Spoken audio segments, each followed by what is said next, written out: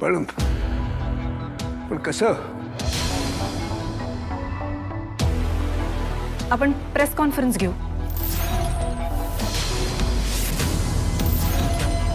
अजिबात नाही. कौशिकी, अगं तुला कळतंय का ह्याचे काय परिणाम होणार आहेत ते? लोक माझ्या नवऱ्याच्या चारित्र्यावर बोटं उचलतील आणि ते मला चालणार नाही. हा मुलगा खोटारडा आहे. तू ह्याच्यावर विश्वास ठेवू नकोस. अगं तू चूक करतेस कौशिकी. आपण स्वतःहून सगळ्यांना सांगायची काही गरज नाहीये. अगं तोच काय, मी सुद्धा सांगतोय ना की तो माझाच मुलगा आहे म्हणून. हे बघ पद्मिनी, मला माहिती आहे तू खूप दुखावली गेली आहेस. अगं आत्ता आत्ता हे सत्य नाकारून हाती काही लागणार नाहीये, मी खरं सांगतोय. हो, मग उद्या पत्रकार परिषदेत पत्रकार तुम्हाला हेच प्रश्न विचारणार आहेत की हा केदार तुमचा मुलगा आहे, ह्याचा काय पुरावा आहे तुमच्याकडे? काय सांगणार आहात तुम्ही? काय उत्तर देणार आहात तुम्ही त्यांना? पण दया पप्पांना कोणाला उत्तरं द्यायची काही गरजच नाहीये. आपण ह्याची DNA टेस्ट करून घेऊया ना.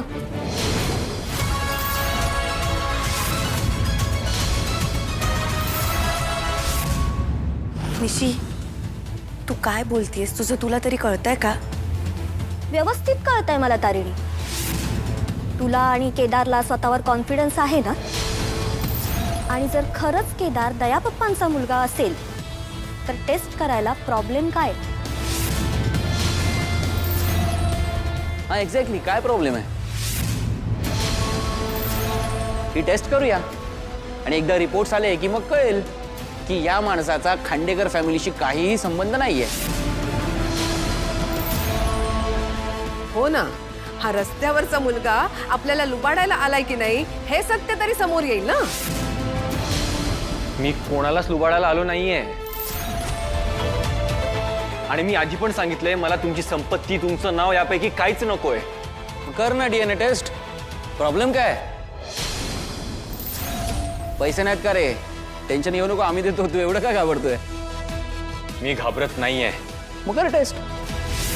एकदा काहीतरी रिपोर्ट्स आले ना की त्या रिपोर्ट्स मध्ये तुझी लायकी पण येईल छापून. आणि ती एकदा तुला कळली ना की डायरेक्ट घराबाहेर. चल करशील टेस्ट? अरे पण हे सगळ्याची काय गरज काय आहे? मी सांगतो ना तू माझा मुलगा आहे म्हणून. मी सांगतो एवढं पुरेसं नाहीये. नाहीये. हे बघा, तुमची तब्येत ठीक नव्हती तोपर्यंत ठीक होता हा इमोशनल ड्रामा. आता तुम्ही रिकवर झालेले आहात. ओके, सो प्लीज आता याचा गैरफायदा घेणं बंद करा. आणि तुम्हाला तुमच्या इमेजचं टेन्शन नसेल, आम्हाला आहे.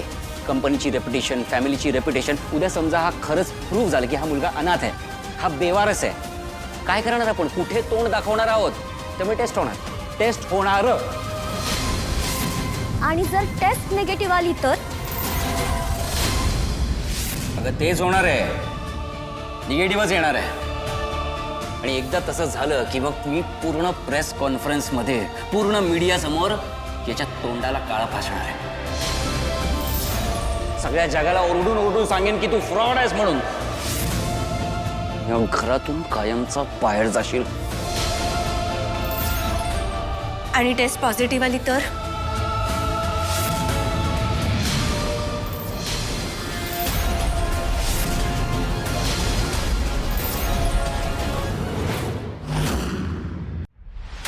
बोल ना. टेस्ट निगेटिव्ह आली तर काय करायचं हे ठरवलंयस, पण टेस्ट जर पॉझिटिव्ह आली तर काय करायचं हे नाही ठरवलंस तू युवराज. मी सांगते, DNA टेस्ट जर पॉझिटिव्ह आली तर केदारचं या घरातलं स्थान तू त्याला सन्मानाने देशील. तू त्याच्यासाठी पायघड्या घालशील आणि आनंदाने त्याला या घरात घेऊन येशील. चालेल?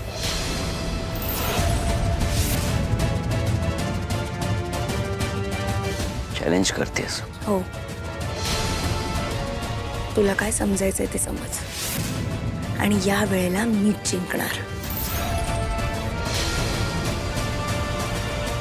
काय झालं युवराज?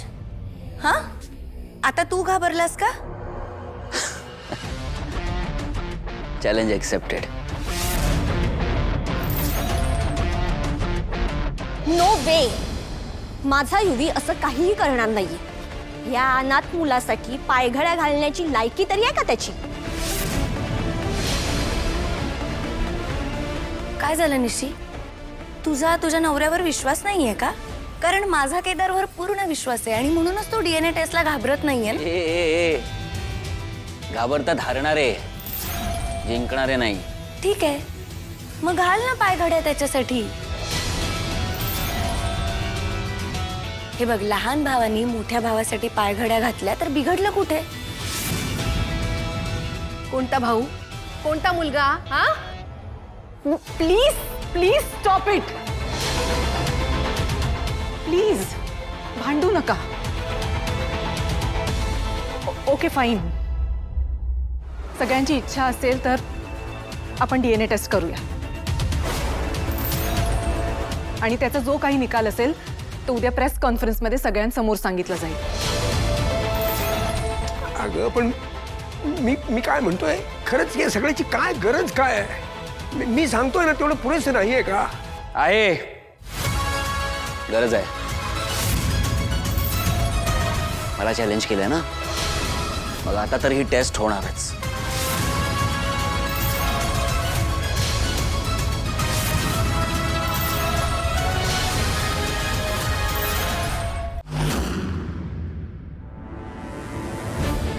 मम्मा सॉरी, ती डीएनए टेस्टची आयडिया दिली, पण तुम्हीच म्हणाला होतात ना की युवीच्या भल्याचा विचार कर.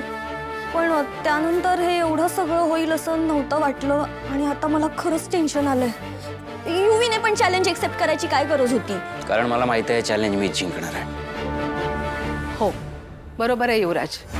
त्या रस्त्यावरच्या मुलासाठी पायघड्या घालायची वेळ तुझ्यावर येणार नाही. तो रिपोर्ट पॉझिटिव्ह येणारच नाही. तुम्हाला खरंच एवढी गॅरंटी आहे? हो, नाही, दया पप्पा म्हणत होते की त्यांचं सोड ग. मी काय सांगते त्याकडे नीट लक्ष दे. तो केदार त्या देवकीचा मुलगा असूच शकत नाही. डीएनए टेस्ट मध्ये केदार दयानंद खांडेकरांचा मुलगा नाही असंच सिद्ध होणार.